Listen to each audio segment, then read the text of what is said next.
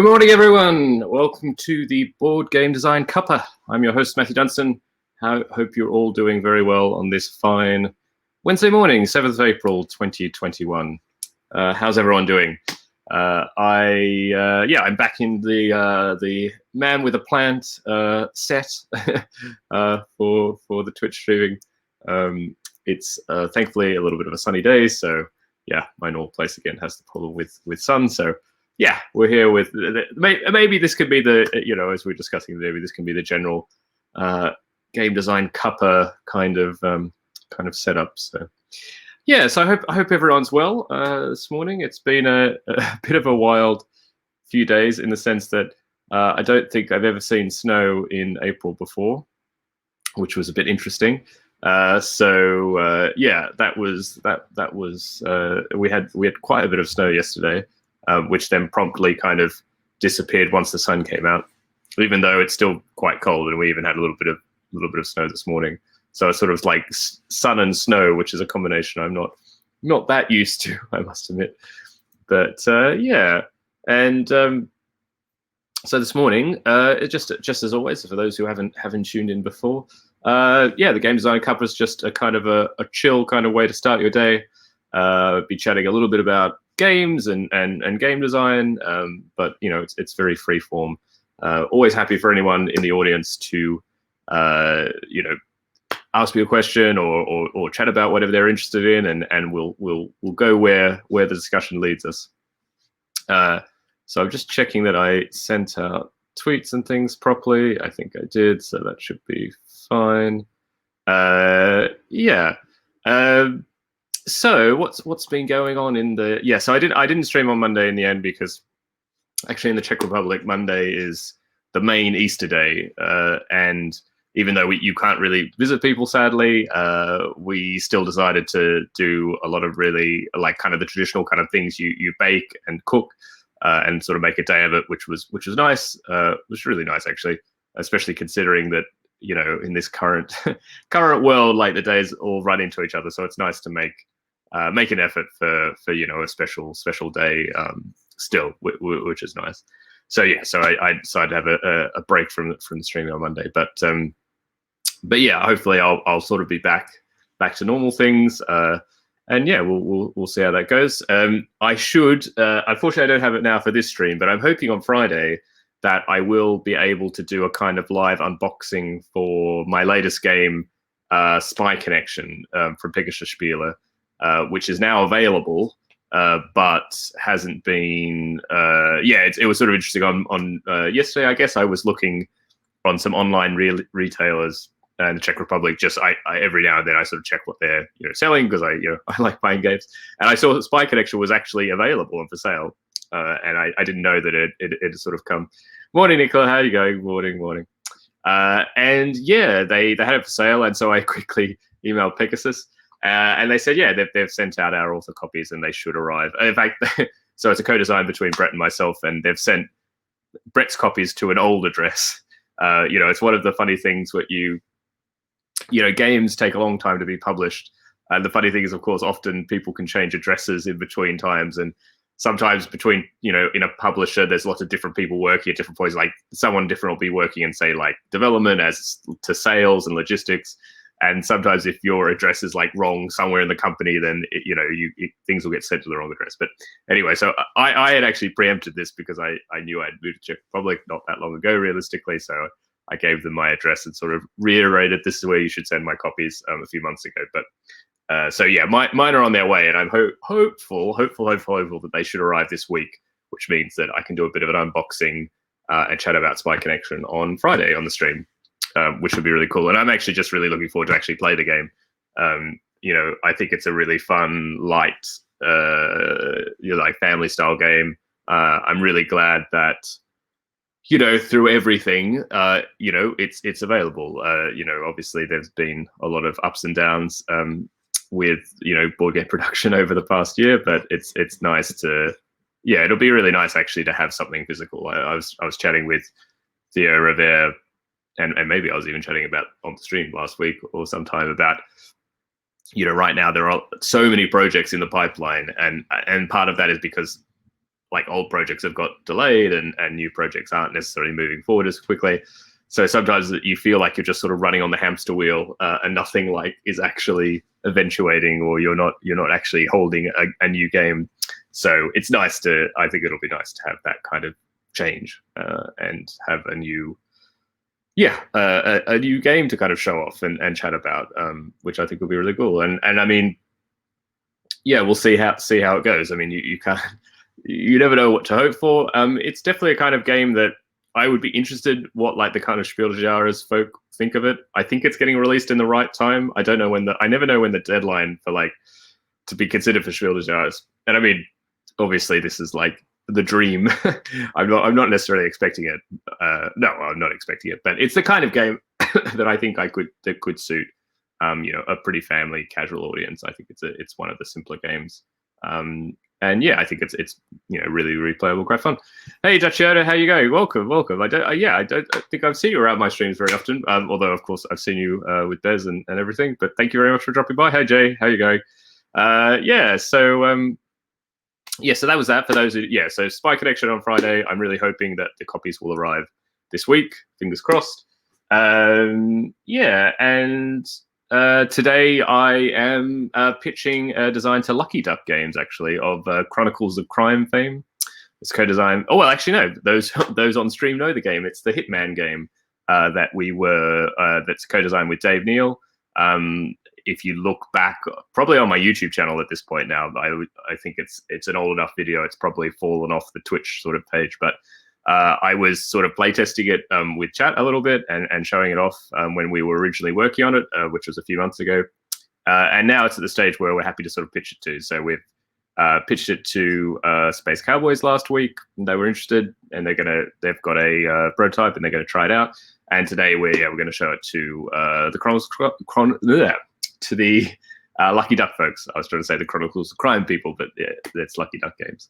I had listened to an interview.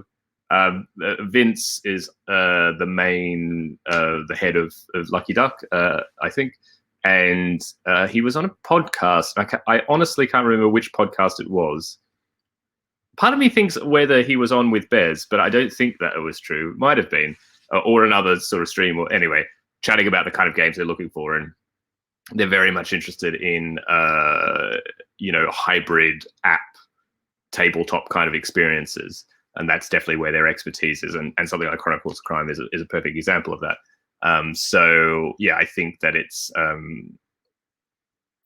he has been on with Bez. Oh, thanks, Jay. Okay, so yeah, maybe it was the time with Bez where I picked up what he was chatting about. But and I've been really impressed with what they've done. I've never been in contact with them before this. Actually, we've never pitched anything to them before.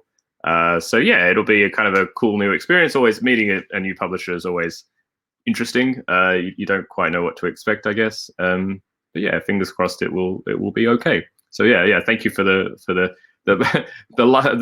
best of luck, the good wishes, so that's the other thing. I also finished writing some rules this morning. I've been trying to. I'm not sure if anyone else knows this feeling, but I follow enough kind of people on YouTube who are like these kind of productivity people. Like one person is like Matt Diavella, and over the times I've read lots of different articles and lots of different looks at different apps and systems and blah blah blah. I certainly have an interest in it, but I am utterly rubbish at kind of I've never really found a system that keeps me productive for a very long period of time. But anyway, I think after Easter I was just like, look, I'm going to try my best to make my mornings a little bit better, because I actually wake up quite early in the morning, and unfortunately I usually, as the pandemic has gone on longer and longer, I've tended to waste that time quite efficiently, and have played a lot of like Magic Arena and Hearthstone and things like that. And it's not a complete waste of time. I enjoy playing games, and it's nice to have the chance to play them. But that being said, it is a pretty valuable little bit of time to possibly work on some game projects kind of before the avalanche of emails and meetings and all these sort of things. So I've been trying in the mornings to kind of just to start with a little bit of work, and it's actually worked really well the last couple of mornings. So over the 2 mornings, I essentially wrote the rules for the rules I was trying to write on Friday, actually, the last stream where I had some problem and I couldn't start, but I fixed that, and then I was able to start writing the rules, and they're done. So it was like kind of 2 mornings of work, probably, I don't know, like an hour and a half worth of work. And I'm really happy with it. And the reason I wanted to do that was because I had pitched the game to a publisher a few weeks ago, and yeah, they were interested, and they said to send them a print and play copy. And of course, I had the print and play materials. I had the cards and the boards and all those sort of things, but I didn't have the rules. So it's not much use for a publisher without the rules. So yeah, as much as I hate doing it, and I think Jay, we were chatting, I think, another time about how we hate writing rules. You know, it's funny, like once I get started, it's not so bad. And you know, I think I have a pretty logical mind. I must admit, I'm not great at like putting lots of, one thing I need to improve, and I haven't necessarily improved in these rules, is putting more example kind of like figures in. I'm getting better. I usually put like a game setup figure and various things. I sort of knock them up in Illustrator. It's pretty basic, but yeah, I think having more kind of example figures and things like that would definitely help, or images. But anyway, for now, I think this is fine, and I think it's good to get it to the folk. And the game itself is not. It's not kind of like visually complicated. There's not a lot of components. It's a lot more about how, you know, there's lots of powers on the cards and how they interact. And I've kind of hoped that the publisher will do their best with it. And if they have questions, then yeah, I'll kind of develop a FAQ or things like that in the rules as I get a bit of a better sense of what is really tripping people up. But anyway, yeah, because this is the sort of thing you can't really cover all the edge cases of the rules. You can't cover how every card is going to work. You just have to hope that the way you put the cards, written the cards, is clear enough that people understand it. Nicholas says, I can identify that generating the same kind of big momentum that keeps me moving forward, but ad hoc is a challenge. Yeah. I think ultimately, if I have a task, I will get it done. Thankfully, I've never sort of failed. I think, you know, but you hear the phrase that you always take the maximum of allowed time. You know, like if you're given a month to do a job, you'll take the whole month. If you're given a week to do the job, you'll take the whole week. Yeah, so I get there in the end, but I think for my own kind of like mental clarity, it's nice to be able to push, especially when the projects are a bit creative. Like I think sometimes it's a bit hard to go like, oh, I really have time to like kind of big picture design about this new game. If I have it on my mind, it's like, oh, but I really need to do X, Y, Z. You know, it's nice to sort of push get other things off your plate and to not be thinking about them. So yeah, I got that with the rules. So huzzah. Morning, Rob. How are you going? How's everyone? How are you? I'm well. I hope all the other folks watching are well as well. Just chatting. I managed to finish some rules the last 2 mornings. So I've had a couple of productive mornings, which I should say is good, because yesterday after that I was just completely slammed with meetings for a mixture of both research and game design meetings. Met with a few co-designers and things, but it was like a solid like 5 or 6 hours of meetings, which is crazy. And it's looking the same today. Again, a mixture of research and game design meetings and things like that, which is. Yeah, I guess it's my new life, but it is it is a bit crazy just how many meetings take up things. Nicola asks, talking about card pools, do you have any advice for working on that? So what do you mean by card pools exactly? Do you mean like having like lots of different types of cards, effects of cards? Do you mean the clarity? If you just flesh out the question a little bit, I'll know which direction to go in with that. I do also have my tea. I hope everyone has a nice hot beverage this morning and can enjoy that. I've got my normal Earl Grey tea, which in this new kind of layout is sitting on the floor next to me. Okay, so Nicola is thinking about the deck builder that they're doing for the Zenobia project. Gosh, well, where to start?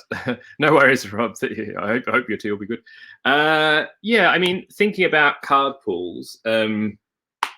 Well, I mean, I think with deck builders, the nice thing in a way is that you usually have a good structure that you can start with. Oh, the overview of the possible interactions, I guess.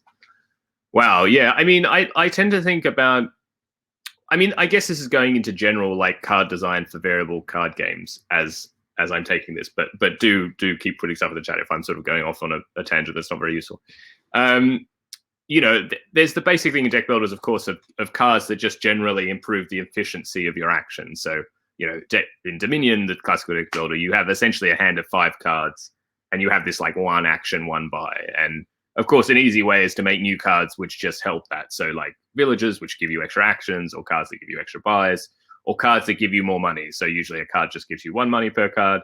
And you know, obviously silver and gold give you more money. So that's one way. And I'd say that's like the base.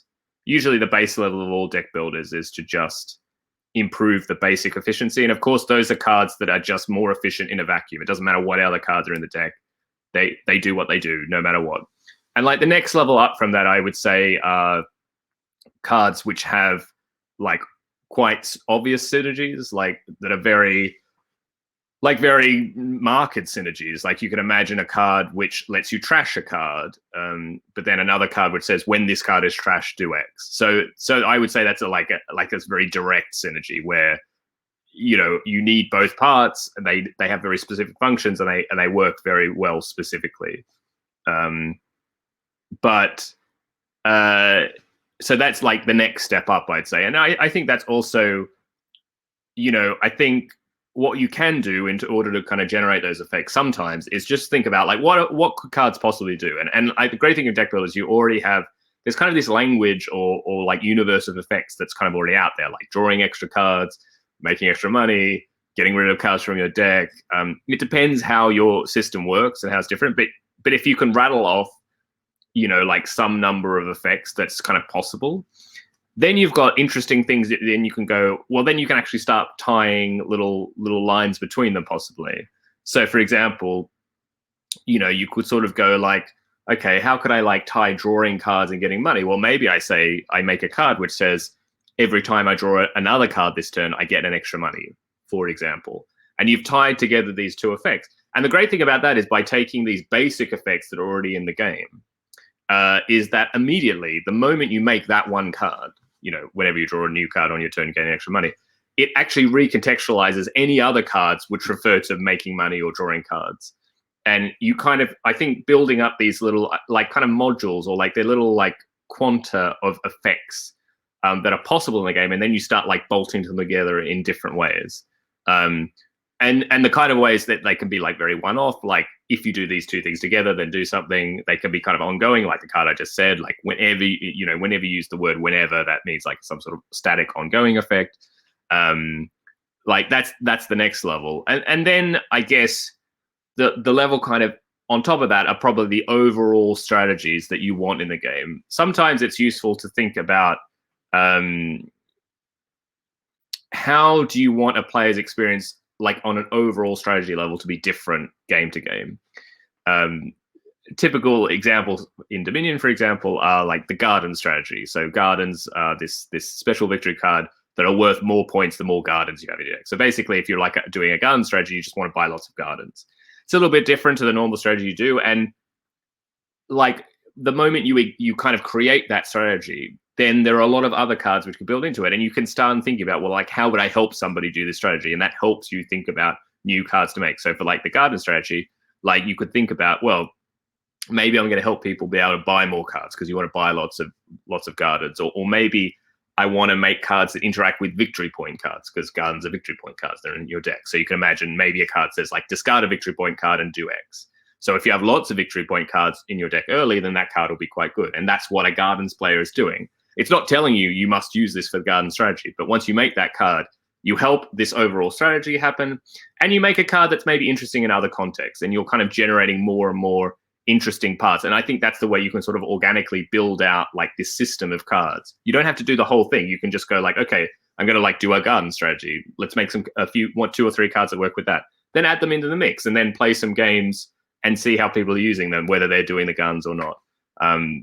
You know, also in Dominion, you have kind of like a Chabble strategy where you're trying to trash a lot of your cards. You're trying to have a very small deck. And like, you can start thinking about like, well, if I have a really small deck, what are some advantages of that? Well, having a few very powerful cards is very useful if you have a small deck, because you're going to get them more often. So you might think of like, okay, maybe I want some really expensive, really amazing cards, which you know, I want to play as often as possible, and I can do that if I have a small deck, for example. I hope that was a kind of along the way of things to start about. But I would certainly recommend very early on working out what are those little quanta actions, what are those things that you can start combining, like draw, like what's the kind of indivisible actions, draw a card, gain 1 money, you know, remove a card from your deck, discard a card, these sort of things that are can be considered costs and effects, and then you can start sort of mixing them together in interesting ways. Nicholas says, I have objectives assigned at the beginning of the game to try and guide that. I had a difficulty in finding a winning edition in the spirit of the game, so I went for objectives instead of something like most VP. Yeah, I think that makes sense. And then actually, once you have these objectives, then you can start making cards which help towards certain objectives, either one very specifically or could help multiple ones at the same time. Morning, Zate. How are you going, Mattians? Yeah, so yeah, I hope that was helpful. But yeah, I mean, they're the type of game I really enjoy. And in a way, I think the trick to making new games in this genre is to make a system which has those like slightly a good mix of like familiar like quanta actions and completely new ones. Like, you know, like Elysium, for example, has a lot of cards which say like gain an extra money or gain a point. You know, these kind of normal things you get in these games. But Elysium has this special thing where you have to transfer cards from your display into your Elysium, and Elysium is where they're going to score points. So suddenly there's a new quantum action, this kind of transfer a card from your thing to Elysium. And once you have that new quantum action, then you can build it out in lots of different ways that it can interact with different parts of the game. You know, in Elysium, we have a whole family of cards, Hades, which deals with, like, has special effects about dealing with your Elysium. So, yeah, it's always thinking about what you... It's good to mix with some amount of familiarity, because if everything is new, it can be quite difficult for players. But having a few familiar concepts and then 1 or 2 key new concepts that are at this very like basic modular level that you can then build out into lots of different effects tends to work well, I would say. But yeah, objectives sounds really good. Morning, Mandela. Welcome, welcome. Rob is quite a fan of objectives rather than VP tallying. Yeah, I mean, it just depends on the game. You know, I don't really have a strong opinion of one over the other, but you know, whatever makes sense in the right context is, I think, perfectly fine. So yeah, so that, yeah, thanks very much for the question, Nicola. I think it's yeah, it's really interesting, and it's again certainly a style of game, and I'm now working on this kind of flavor game very slowly. That's probably my albatross, I would say. It's the albatross around my neck probably over the past now almost 2 years, actually, where I really wanted to work on this game, but I haven't just got down and just crunched it, which is a bit stupid. Yeah. Oh, I see. Nicholas says, I have something similar. Cards that players commit to their tableau to carry into the next generation for ongoing effects. It's called Elysium. I'll check it out. Well, in Elysium, it's interesting. Well, it's not exactly the same, because Elysium, you move it to your Elysium, actually they stop functioning. You don't have their effects anymore once they're Elysium, but you only score them if they are in your Elysium. Another game is Valley of the Kings, which has a similar kind of idea where you're taking cards from your deck and kind of stashing them during the game. So I'd also check out Valley of the Kings, which is another very neat kind of like deck builder. So something to check out that might be interesting. I shall drink some tea, because otherwise I'll be a bit...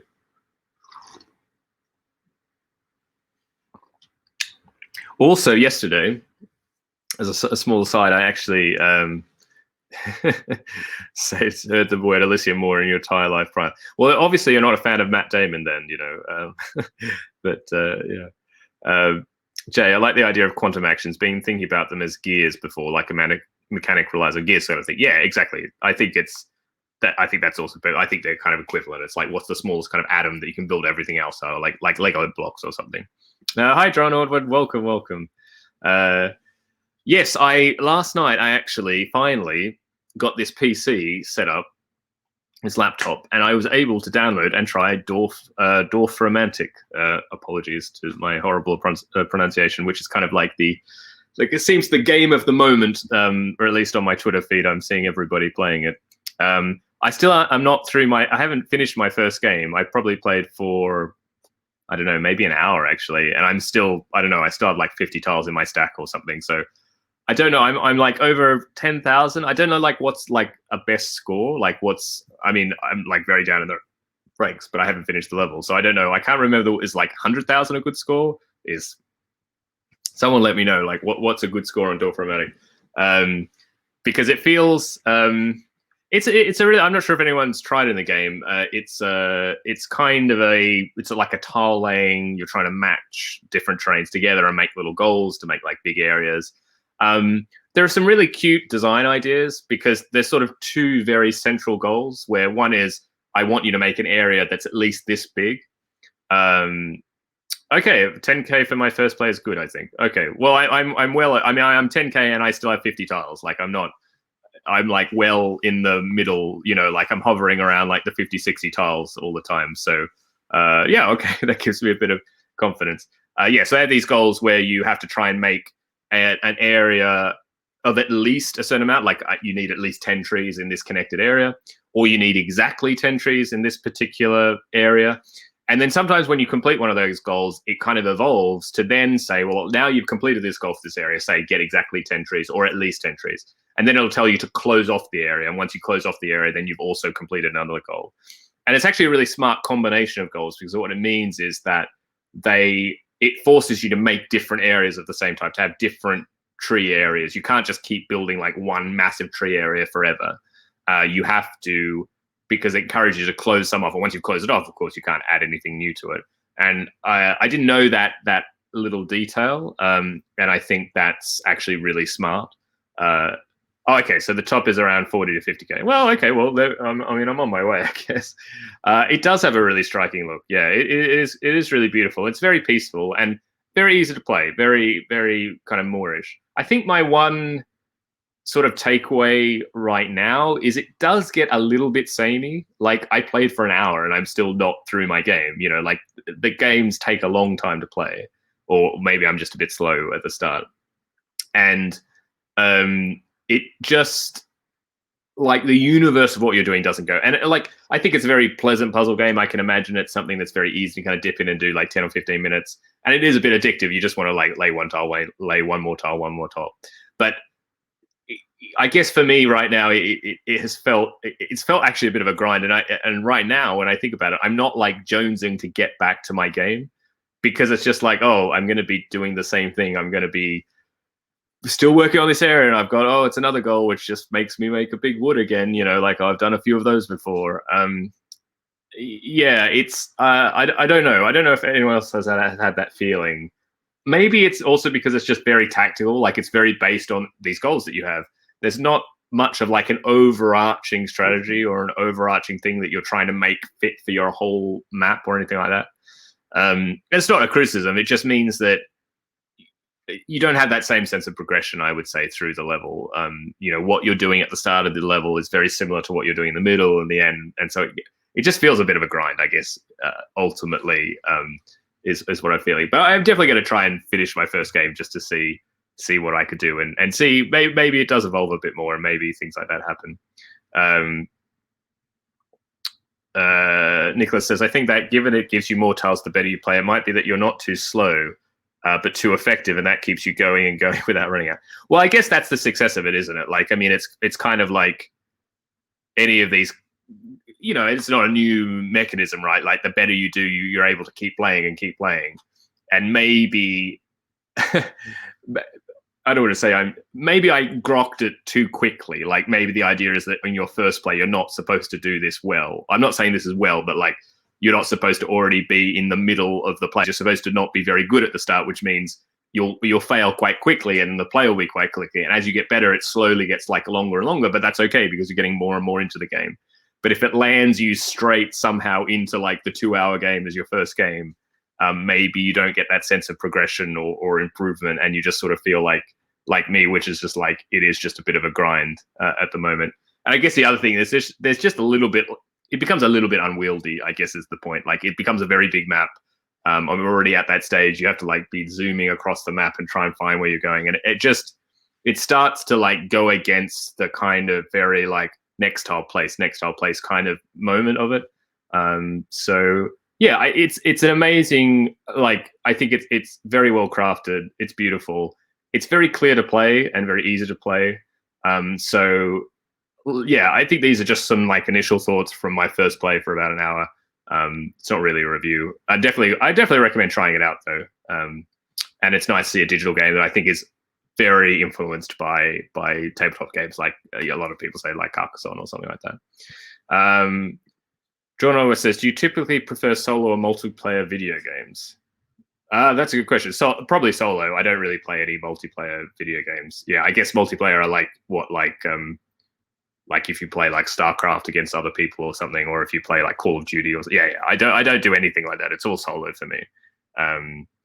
I think video games also usually gets to be longer. No, that's true. I guess I just guess for this, I'm more just talking for this style of game where the gameplay doesn't evolve that much. Like, I think that has to suit the length of the game. Like, if the gameplay doesn't change that much, then if you just make it go on for a really long time, then it does just become a bit of grind. But I know that there are games like this that are like that and people love. I mean, the other one actually that Michael Fox was doing on his stream, Stardew Valley, it's another game I sort of bounced off very quickly. I played for like half an hour and I was like, oh, okay, you know, you're kind of just doing the same thing over and over again. You know, it's and maybe that, you know, maybe that's just like personal preference and I don't do well with those games. I've been thinking I'd like to get back to Stardew Valley and see what's going on. The other game, actually, I saw a tweet from Gil Hover yesterday about Transport Tycoon, or like these early like roller coaster Tycoon, all the Chris Sawyer really early kind of tycoon kind of games. And Transport Tycoon was kind of one of the first in this genre, which like a prelude to a lot of them. And there's an open source version now called OpenTTD, which I had actually looked at quite a while ago. It's not like absolutely new, but it's now on Steam, which makes it a lot easier to play. And I actually played that again yesterday as well, which was a bit of fun. I recommend trying it out. It's free. Just look up OpenTTD. And it's a really well-designed game, actually. And again, it's a complete kind of sandbox. You can do whatever you want. And that I'm actually looking forward to going back and trying again. And like I played a little bit yesterday, but I think I'll continue on. It's very cute. It has a kind of nostalgic feel because I did play it a very long time ago, like very, very long time ago, like when it would have been closer to, you know, not that old. But yeah. Jay said, but Stardew does progress over time, not super fast, and also you have the season change. Yeah, no, that's true. And you have like, yeah, as far as I understand, of course, you have progression, you get new tools and new things. Yeah, I would like to try Stardew again. I've got the game, so I should probably give it a go, and maybe I'll do some streaming. But yeah, it's sort of weird. I'm not sure if I've completely handled like game playing and streaming at the same time. I like to just kind of immerse myself in playing and not commentate it, I guess. But yeah, and of course the new Hearthstone expansion is out, so I've been playing more Hearthstone than I normally would. I generally almost quit Hearthstone completely, really. Because their monetization is just completely ridiculous, and the fact that it's pretty much impossible to collect the cards without spending really exorbitant amounts of money. I mean, it's something to say that when Magic is somehow cheaper than some other offering, then I think your other offering is too expensive. And I think I'm still surprised that I'd be interested to know what the Hearthstone user numbers are now, because like Arena, I'm not saying Arena is cheap either, but it is cheaper than Hearthstone, and I don't think Hearthstone is a better game. So yeah, take that for what you will. But yeah, it's sort of interesting where Hearthstone has gone, and also that they have this new reward system, which is really scammy. It's like trying to employ all the tricks that people do to get people not addicted, but to get you into a system. You know, they're trying to make it as obscure as possible for you to work out, you know, what does your time and like winning a game mean in terms of like currency in the game. They've got all these different currencies, and you know, it's just, they've just employed all the kind of worst practices, I think, that people do this in like free to play world and all these sort of things. And I just don't understand.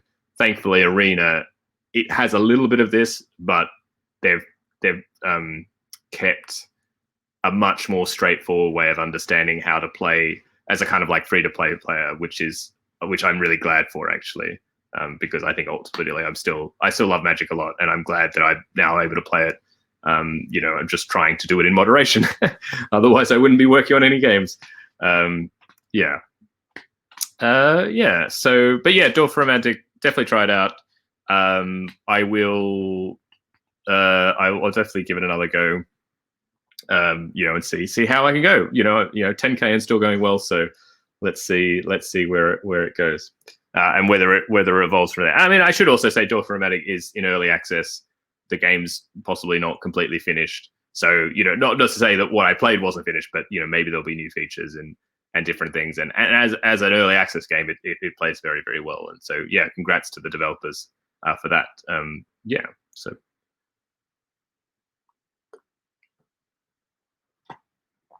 Yes, and maybe I'll do some Stardew Valley or things like that. But have you seen Clash of Decks, the free-to-play card game? Yeah, is this the one that's like a Kickstarter where you can get the game for free, essentially? Is that what you're referring to, Mandela? Yeah, I had a quick look. I have to admit, the game just didn't look that interesting to me. Maybe I didn't look too closely, but it just looked like another two-player card game sort of thing. Oh yeah, for €2, you have to pay for the postage or something like that. Yeah, yeah. I had a very quick look, but I didn't. I guess I don't know. Do you know more about it, Mandela? Does it look interesting? I don't play a lot of like two-player like battling games.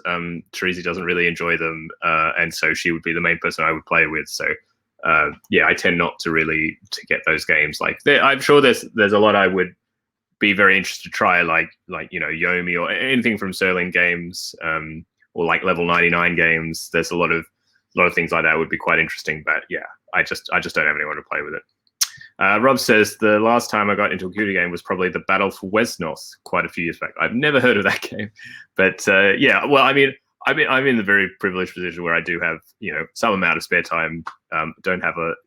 Don't have small children running around or anything like that to, you know, that have to take up my responsibility or time. So yeah, I'm probably more of a dabbler ultimately now. I try a lot of games, you know, because it is a bit of research and just kind of you're just informing yourself of what's out there and like how do things play, and you sort of file it away, and it all kind of goes into that you know, mix of your brain to sort of think, you know, and that hopefully will, you know, be a fertile ground for new ideas. So I definitely recommend always trying things out, or reading rules, or doing what you can to experience new games. It doesn't necessarily have to be something you play lots and lots of, but I think it all can kind of contribute to coming out with new game ideas as a designer. It's really, really valuable.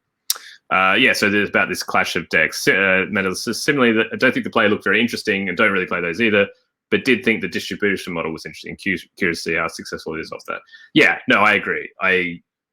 I mean, I have to expect they're losing money on that Kickstarter, which, like, at that point, really, the Kickstarter is just an advertising, like, expense, realistically. Like, it's, you know, like, and other, you know, Magic has free decks that they would give out at stores and things like that. So it's not like a completely new idea, I would say. But, you know, I don't know. Then you're still then just relying on normal distribution to kind of pick that up, right? You're just hoping this was a good advertising news. And I would say right now, like, I think distribution is, I mean, I'm not a publisher, I'm not, you know, or a distributor for that matter, but it feels like it's one of the most uncertain times to be like going into distribution and to like essentially you're risking more money, right? You've paid more money and time to do this Kickstarter advertising campaign, essentially. So, you know, I wish them luck, but I think it seems quite risky, I'd say. Nicholas says it's interesting that they'd be using Kickstarter as a distribution platform more than anything, as a way to organize that instead of sort of funding. Yeah. No, I mean, Kickstarter, of course, is many things to many people, and a lot of people recognize it in some way. Yeah, I mean, like for Queen Games, it's an easy way to organize pre-orders, essentially. For other people, they'd say like Kickstarter is very much advertising, you know, even more than necessarily funding a game. And of course, for some people, it's incredibly important. The funding aspect is the core reason that they need it. But yeah, Kickstarter is many different things to different publishers, I would say. Rob's also curious about Clash of Decks. Don't think you'd ever play it, but interesting to see how it develops. Yeah, exactly. It'll be interesting. Rob says any game that wants to be a lifestyle game really needs a huge hit to make people pay attention to it. So I guess this is their attempt. Yeah, no, true. I mean, it's interesting that it, like you see the like Summoner Wars is sort of coming back, and like Phoenix Spawn or whatever, like sort of got resurrected in a sort of like print and play kind of way, and Netrunner with Project Nice. So it does seem that there are sort of some new ways that player bases are trying to keep games going. And so I guess, maybe focusing on building that player base, even if the distribution and the kind of commercial side has some problems, that, there are now ways to like print on demand and other sort of services, that, if you just make a really great game, that it can survive even if like traditional kind of physical distribution is difficult or doesn't quite work out. So wish them all the best as always. It's definitely an interesting thing. Jay says, I kind of want to give Netrunner a try. I actually did buy, pretty much like every a lot of the major releases, I have at times in my life owned the Warhammer Quest game from FFG. I've owned Lord of the Rings LCG, and I've owned Netrunner, the core boxes for all of them. Again, I have the problem that I don't really have anybody to play with, and I played the Netrunner game precisely once with somebody else. It was interesting.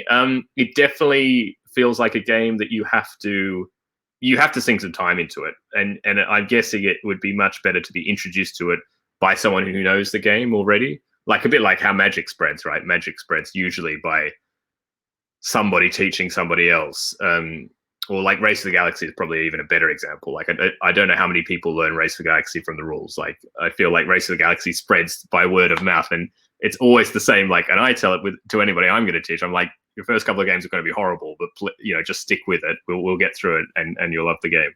And that was the same for me. I was taught by someone else, and thank goodness it was. But I think Netrunner would benefit from that. So I think, when I played it, I didn't have that. The two of us were playing for the first time, and you could see kind of some interesting things there, but it didn't you would have had to put more into it to really understand the depth of it. And then, of course, with the way it was with FFG, like it meant you'd be sinking lots of money into it and blah, blah, blah, blah, blah. So that's tricky. But of course, now it's a new way, and they've got these kind of like free to play kind of decks to start, or like, starter decks. So yeah, it's another one. I think it's just good to try everything at least once, I would say. Rob says, I remember trying OG Netrunner a couple of times many years ago. It was interesting, but there were so many CCGs at the time. Android Netrunner seemed an improvement, but I didn't have space in my life. Yeah, I think I've definitely read that the FFG treatment was an improvement. They definitely like straightened up things, and I'm guessing like a lot of CG. I mean, early Magic was also like kind of broken, right? There was a lot of stuff that was not great. So yeah, I think that as they refined it, they've certainly made it better. And like I know, a lot of people I respect really love it. Like people like Quinn's from Shut Up and Sit Down, like swear by it. So like I think any game which has that kind of following, deserves an amount of respect. But yeah, I just don't. It doesn't have space in my life either, unfortunately. Yeah, as Jay said, having time and people to play with is key, and I guess that's the key thing. With Magic, like Magic would have normally been that same problem for me, but Arena now makes it possible to still play basically as a solo experience. But amazingly, actually, Magic, it stands up even in that instance, which I know is not necessarily like the best part of it. Although I'd argue I've had plenty of quite negative experiences playing Magic in real life, so maybe Arena is in fact an improvement on all levels. I don't know. So it's interesting. It was a good part of my life, but. I'm not sure if I'm ever going to quite get back into being able to pump in lots of time to these lifestyle games. The only thing I would like to really go back to and try again is Lord of the Rings, because you can kind of play that solo, and it is the kind of game. But I just don't know ultimately how much time I would be spending into like building decks or something. I'm not a huge solo gamer either, so, or at least in the tabletop world. So, but it definitely calls to me as something I'd be interested in. So I look every now and then about buying like a huge collection of secondhand Lord of the Rings stuff from somebody like a collection. But yeah, maybe that's not such a good idea. Rob says, also so much CCG style stuff revolves around tournaments and organized play, and I have absolutely zero interest in tournaments for any game myself. Yeah, exactly. But I guess but hopefully yeah, I mean, Netrunner is very competitive. I mean, Keyforge was kind of an interesting in between of that because I actually think Keyforge was quite brilliant. Like the times I've played it, I was pretty impressed actually. And I still think this system with Keyforge where you could play a best of 3, each player could bring a random deck. You play the first 2 games by, each player plays each deck once. And then if you're tied, you kind of like bid for what deck you want on the 3rd game.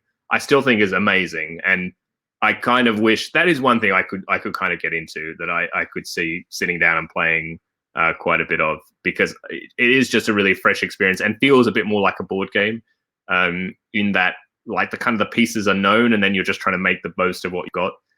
It felt very different to the sort of typical CCGs. But yeah, anyway, but time and everything, who has that? Or like, yeah, exactly, in-person things are also much more difficult. So we're coming up on about. So I have to go pretty much bang on the dot at 10 a.m. today, 10 a.m. UK time, 11 European time, because I have another meeting. It's meetings all day, meetings. So I'm hoping that Bez will go live in time so we can raid. Otherwise, we might not actually be able to raid. But yeah, as we're coming to the home stretch, as always, if anyone has any questions, things you want to chat about, load it into the chat. For those who missed sort of the start of the stream, on Friday, I'm very hopeful that Spy Connection, the latest game from Brett and myself, which is now available in stores, so check it out. I'm pretty sure you can get it from Pegasus directly on their web store. And like it's coming to different stores around the place. I know it's available in some Czech stores, for example. Maybe in the UK it's also available. Excuse me. So it's yeah. I'm hoping that I'll get my author copies this week, and then I can open it and show it off on Friday, and yeah, maybe even play a game on stream. Although I don't quite know how I do that. I don't have any cameras, so maybe I won't do that. But I will at least show off the game and we do a bit of an unboxing, so that'll be fun. Oh, okay. Zayt says mods can raid even if you go online. Oh, thanks for that. I can make you an editor. Although I don't know how it works, because if I'm online, there's no audience to raid, right? I mean, how does that work? Because are you talking about hosting? No, it says raiding. Interesting. Well, yeah, I don't know. I can make sure that I make you a. Now that you're a you're a trusted moderator, Zayt. Maybe I can add something here. There you go. You should also now be an editor. So hopefully that's fine. Oh, okay. So if people don't leave your channel, they're still here. Oh, I see. All right. So Zayt, you can lead the raid if it comes to that, and take everyone over to Bez. Oh, interesting. So everyone could just talk about me if I'm not here. Rob says, I quite liked a few plays of Keyforge, but the new release treadmill introducing new mechanism factions killed any wish I had for playing it more. I mean, I guess the beauty of it is that, I don't know, are the decks, like, do they become too powerful? Like, do they kind of invalidate earlier decks? Because part of what I like is that you could just take a really old deck and play it against a new deck, and then you can switch, like it doesn't get rid of it. Like, I guess I didn't feel the need to have to keep up with the releases. I could kind of dip into it when I wanted to. And I have like a few decks here somewhere. I don't know where they are. And for me, there's actually kind of a nice thing about that like even these old, even bad decks are still fun in this format of the best of 3 kind of format. So yeah, well, Rob, if we have a chance, I'll sit down and we can play some Keyforge sometime. And that's also the great thing is that, we can each spend, buy a couple of decks, and then you have this great experience of mixing and matching and enjoying that. Yeah. So anyway, I haven't kept up with Keyforge either, and I haven't bought anything for a good while. Yeah, which is probably a good thing. I was very tempted in the Czech Republic. They're selling off a lot of the Star Wars, like the dice game one, because I think it's been discontinued, but they're selling off like huge booster boxes for not much money. Unfortunately, it's all in Czech, so I'm like, maybe that's not a really good idea. I mean, of course, the thing is, I think the cards are easier to get than the dice. So I could like trade for some English cards, but then again, I still had the problem of I have nobody to play it with. So, as with all these wonderful games that I would like to try, but yeah. Rob says there probably is a power ramp, but they introduce more stuff to know about. I see, which isn't something that floats my boat. So yeah, you have to kind of have like the cheat sheet for each expansion so you can understand. That is true. I must say the one slight downside about Keyforge is it is quite jargony. There is they do a lot to kind of fit in not much text, but man, there's like a lot of jargon in that game. Especially for a game that doesn't come with a rule book in the box, or maybe they do now. I don't know, but yeah, it's funny how these things work out, I guess. Anyway, but yeah, so Zate has all the power, so that's good. I hope you'll use it wisely, Zate. But yeah.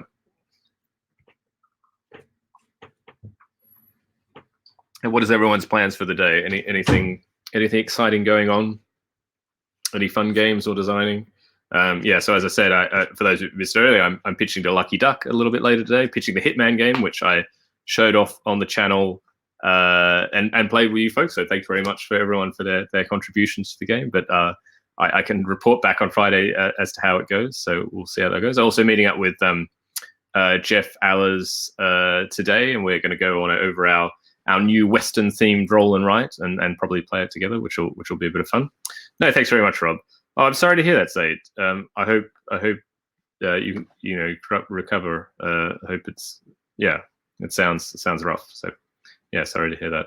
I just got I'm trying it. Yeah, I'm thinking a little bit of like RSI. I don't know if it's RSI, but I got a new mouse kind of like gel pad thing, that to help that, after you consider that you're sort of sitting at a desk with using a mouse all day, that I'm trying to take care of that. Oh yeah, well, you will see, Rob. I hope. Oh God, say, I'm so sorry. I'm sorry. Oh well, okay. I hope. Well, take care of that, and yeah, rest up if you can. So yeah, sorry to hear that. Yes, there will be. Well, I'm hoping we've started. Just I don't know. Yeah, well, it was after I was talking about Hashi, this kind of logic game, and we chatted, and we both really like these logic puzzles. I really enjoy them. I have some printouts of the World Puzzle Grand Prix of various things here that I try from time to time, which I do it with my tea. I have a huge yeah, actually this is the good seat. This is really the puzzle seat, actually, because you can see I've got a huge sheaf of old. I would tear out from newspapers like the puzzle sections. Actually, the UK newspapers were really good for this. They had like really good set of puzzles, especially the Times. I think the Times otherwise is probably trash, but and I've got a huge book of like these logic puzzles here. These are all like different, like numerical. These are skyscrapers, for example.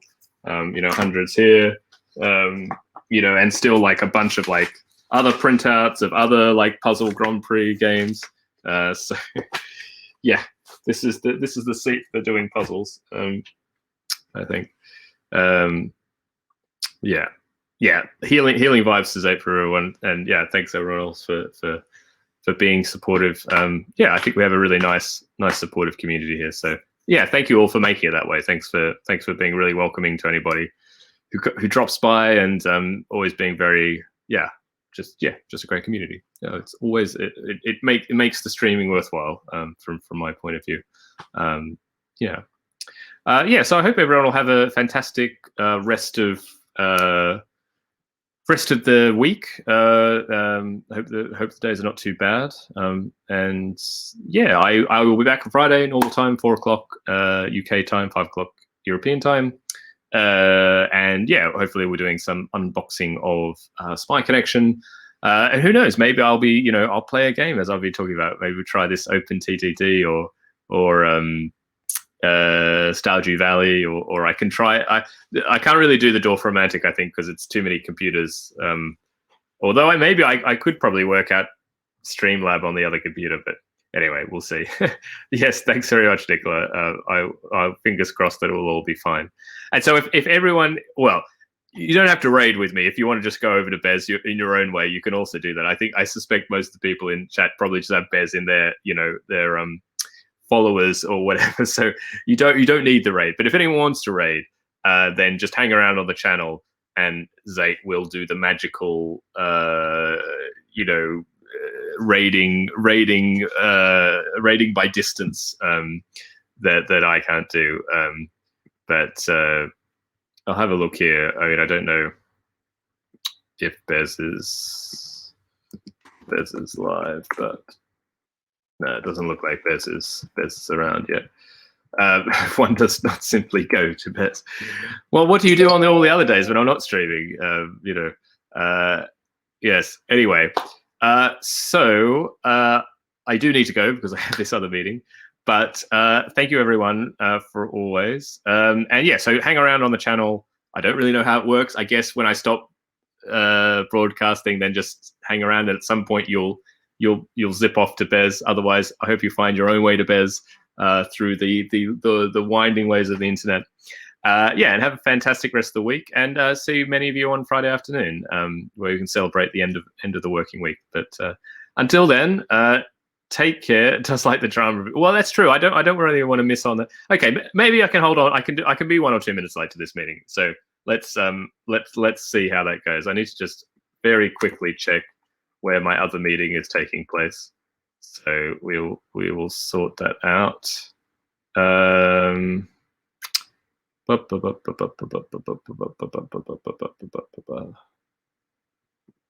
Oh gosh, no, I don't know where this meeting is going to be, so that's going to be fun. Bez starts. Okay, we can raid. Let's raid. Raid.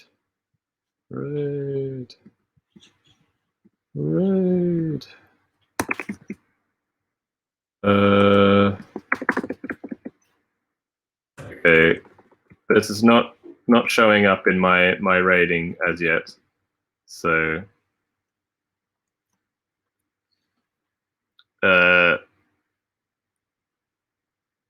see you, Rob. Yeah. Gosh, there's I think there's always like a little bit of a. Oh, here we go. All right, let's go. Let us raid. Raid. Something went wrong. Okay.